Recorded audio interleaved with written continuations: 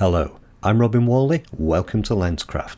Today we're starting something completely different.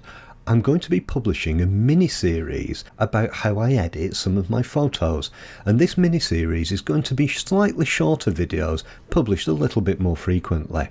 The reason I'm doing this is I've been getting a lot of questions about my workflow.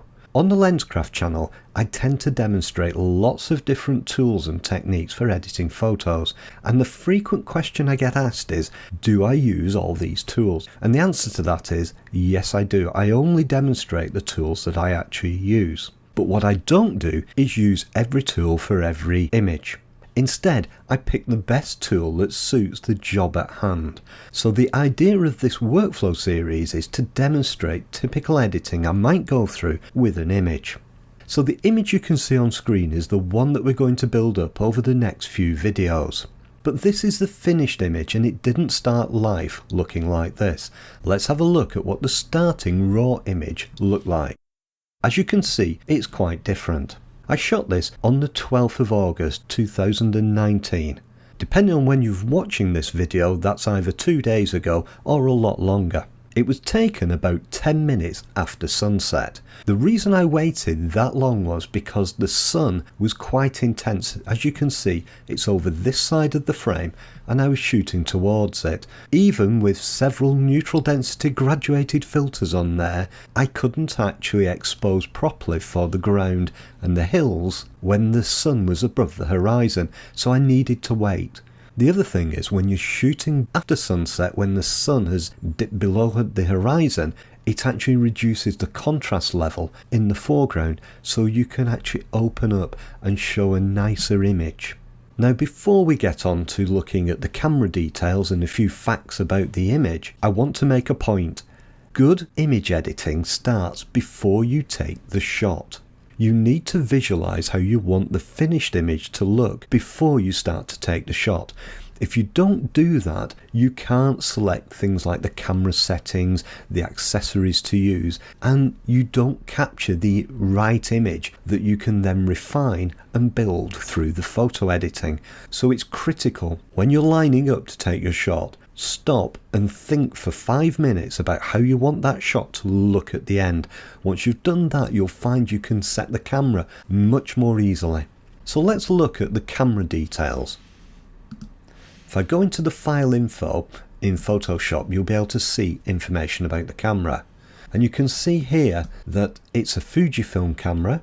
It was the X-T3 model, which is a fairly recent release. And I had a Fuji lens on there, which was the 16 to 55 f2.8 lens. This lens suffers from being too sharp. It can actually make the images look a little bit unreal.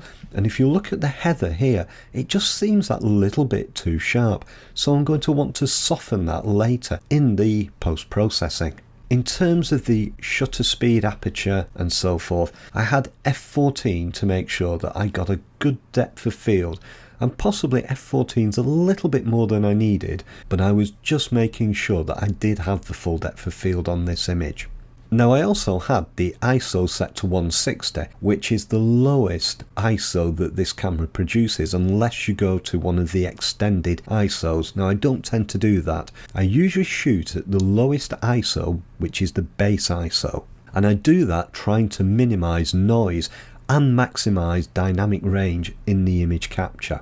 As you can see, that produced an exposure of 0.9 seconds, so I had to use a tripod, and I had that mounted fairly low so that I would say it was around waist height to get this shot.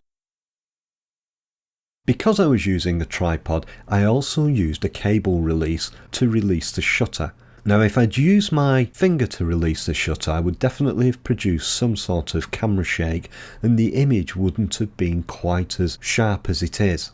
And I also risk ruining the image just by shaking it. So a cable release is an absolute essential if you're going to be shooting landscapes on a tripod. The other thing I did was use a neutral density graduated filter. So I placed the top half of the filter over here on the sky and I lined it up as best I could on the horizon. Now the filter I was using was a case glass filter, and it was the soft ND grads. Now those tend to be quite soft, so the sky here is just a little bit blown out, but we'll fix that because there's no detail in there, and we'll reduce that down later. You can see here that the sky hasn't exposed quite as much because we're using a wide angle lens, and it's around 90 degrees away from where the sun actually is, so we need to somehow even out the exposure in the sky here. We've also got a dark patch here where the soft grad was cutting over the horizon, so it probably came down to around here on the image, so I need to lighten these hills here. In terms of point of focus, I was focusing just here in the foreground, and that together with the f14 gave me enough depth of field to get this foreground heather in sharp focus and the distant hills. If I just zoom this to 100% magnification, you can actually, I'll zoom it to 200, you can see what I mean. I've got just enough depth of field there, and I've also got a nice sharp foreground as well with everything in focus. Now the camera was set to shoot in RAW format, and I do that because it gives me the greatest flexibility when I come to editing the image. The other thing is I had the camera set to use auto white balance, so what it's done is it's made the image rather blue. Now I'm not worried about that because I can correct it in post-processing. The other thing I want to do though is make sure that I have a lot of magenta in the image.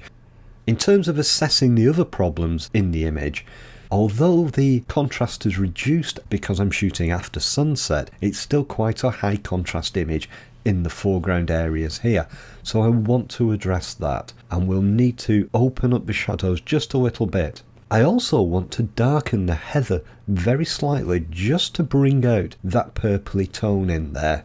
And as I said earlier, it's suffering just a little bit from being ever so slightly too sharp, so I want to create a glowing effect using something called the Orton effect. Now I'm not going to use the Orton effect globally, you'll see how we do that when I get to that stage of the editing. So that's it for this video. In the next video, which I'll publish shortly, we're going to be looking at the RAW conversion using Capture One. The only question I want to leave you with, do you like the idea of a mini-series? If you do, let me know in the comments below. I'm really interested to find out what you think and whether or not this is the sort of thing you'd like to see in the future. Thanks for watching Lenscraft. I'm Whalley. I'll see you in the next video.